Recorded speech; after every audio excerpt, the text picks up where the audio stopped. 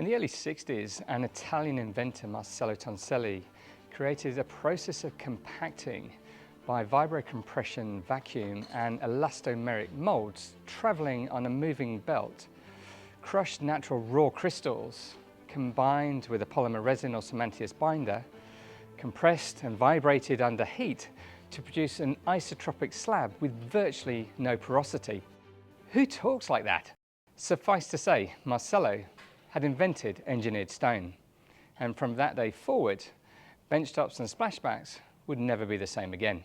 I'm here with Brad, he's the state manager over here in WA, and we're going to find a little bit more about what they do and the product and the range, the difference between engineered stone, porcelain, how it compares to natural stone as well. So Stone Ambassador was established in Victoria in 2012. We've moved into the West Australian market in the last 5 or 6 years, Yep. but really come out on our own in the last 2 years with this beautiful new facility. We're one of 5 facilities around Australia, Yeah. unique in the fact that we are one of the larger facilities, perfectly equipped for manoeuvring engineered stone and porcelain slabs around, but also very unique in the fact of the size of the showroom and the ability to showcase the materials as well as our gallery. The difference between engineered stone and porcelain in particular, the benefits to the end user. Well, engineered stone has been in our homes for years, especially in the West Australian market. It's a big part of the project building market as well as the renovation market. Porcelain is the new evolution, so it's the latest generation technology where we've taken porcelain tiles and created them into large porcelain slabs. What we end up with is the most resilient surface available in the kitchen market at the moment. It's likened to granite. It's super strong, very Absolutely. resistant. It's non-porous, very hard to scratch. So the product itself is scratch resistant, stain resistant, completely UV stable, as well as being heat resistant, which around our kitchens, as you can imagine, is imperative. As a result of that, the product characteristics, then it also makes for a very good sort of finishing product on walls. And we talked about fireplaces earlier before we went on air, and we're going to have a look at one as well. So it's a very good product. The options are endless when it comes to porcelain, being that it's a UV stable product, interior or exterior use. So we're seeing it very popular in alfresco kitchens, as well as things like fireplaces, TV recesses. We've got customers who are cladding the outside of their homes with it. And compared to natural stone, again, it's a wide breadth and depth of the world of product natural sources. stone is enormous. Yeah. So you can start with a cost-effective natural stone, which would be comparative in price to, say, a porcelain, but still more expensive than an engineered stone, all the way up to high-end Calcutta marbles, Yeah. which would dwarf the costs of either. Sure, yeah. In terms of sealing, just to finish off on sealing engineered stone, you don't need to, or do you? We've had a couple of conflicting things in the past, and I just wanted to, because I know this will be something that everyone brings up. We've got half a dozen customers at the moment that they'll be looking at the lens now going, do we or don't we? No, absolutely. So engineered stone generally doesn't need to be sealed. Again, because it's a non-porous surface, the sealant products, the impregnating sealers, they need to soak into the surface, which engineered stone doesn't allow for. Yeah. So no, generally you don't need to seal any engineered products. Fantastic. Same thing can be said about pots and pans being scraped across the surface of a porcelain. Generally you're going to do more damage to your pot than you are to your benchtop surface. We talked about cutting and so on, but the heat, so you can take your pan off the hot stove, gas or electric, induction, then you can put that straight on to engineered stone and porcelain, or the engineered stones. So with engineered stone, the general rule of thumb, if it's too hot for the hand, it's too hot for the benchtop.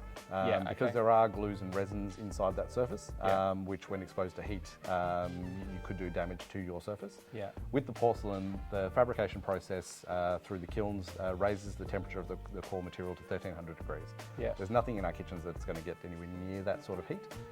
So you can take a hot pan directly off a stove and put it onto the stone benchtop, as well as use some of the new technology in hot plate trivets, where there's you don't have a hot plate pan per se, and the trivets come directly out of the stone.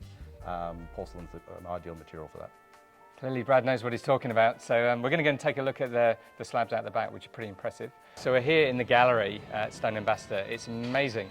We're surrounded by some giant slabs. So Brad, tell us about the different styles and the quantity of slabs you got, because it's pretty impressive. On our right hand side here you'll see the Vasari range, and coming up here on our left is the Stone Ambassador range. The one thing you will notice is the consistency of slab size. So we're at 3.2 by 1.6. As clients' island benches are growing bigger and bigger, so is the stone product. And that ability to keep it consistent for your Vasari splashback material or benchtop material and your Stone Ambassador engineered stone material is a real benefit to our customers. Yeah. So just in context to the client, I'm 7'2". Look how big these, no, I'm not really, nearly 6 foot. But you can see that how big the slabs are, and it's a really good way of getting that idea of what it's actually going to look like in situ, because I know there's a few places that have some bigger samples than the small ones. You know, traditionally you've got those small squares, but this is fantastic, and you get a real feel for the product itself, because the smaller samples, it's very hard to get that overall feel for it, and you can have some which is quite, particularly with the Vasari or the more veined products, you can get some with a lot of that in there or very little, and when you see the whole slab size. Absolutely. Yeah. The sampling is a great starting point for customers, but you really need to come out here to the gallery to experience the slabs for yourselves. Yeah. Just to see the distribution of colours and veins, and really make sure you're happy with it before you commit to it. In our current range, from a Stone Ambassador standpoint, we hold 40 different styles, and in the Vasari range, we hold 20 different styles. Now, so sorry, just jumping in there, the Vasari range is porcelain, versus this, yeah, correct, absolutely. Stone. Yeah. In the next 4 to 6 months, we'll be looking at increasing both of those ranges. We're very lucky in the fact here in Western Australia that we have the capacity to hold 7,000 slabs inside our warehouse. Wow. So once we do increase that range, or in the current range, we never fall short. So this is the Vasari range inside our gallery. As you can see, the same 3.2 by 1.6 metre slabs. Ideal for that use in splashbacks, kitchens, external claddings, around fireplaces. In fact, we've used the Morocco colour for our own fireplace here at the showroom. And we talked while we were inside a little bit about that external use, particularly saying al frescoes, barbecue areas where you've got heat for one, UV, and then grease in terms of cleaning. So you got a whole slab there, so no grout lines, that sort of thing. Outdoor applications are pretty limitless. From water features around pool areas, around barbecues is a really popular area because you end up with large benchtop spaces with no grout lines, very low maintenance, but also there's a lot of heat around barbecues. Yeah. In actual fact, you can get hundreds of degrees that come out the sides of barbecues, and there's not many surfaces that can stand up to those temperatures. Where something like a Vasari, you get a nice, beautiful surface, but also that resilience. Yeah.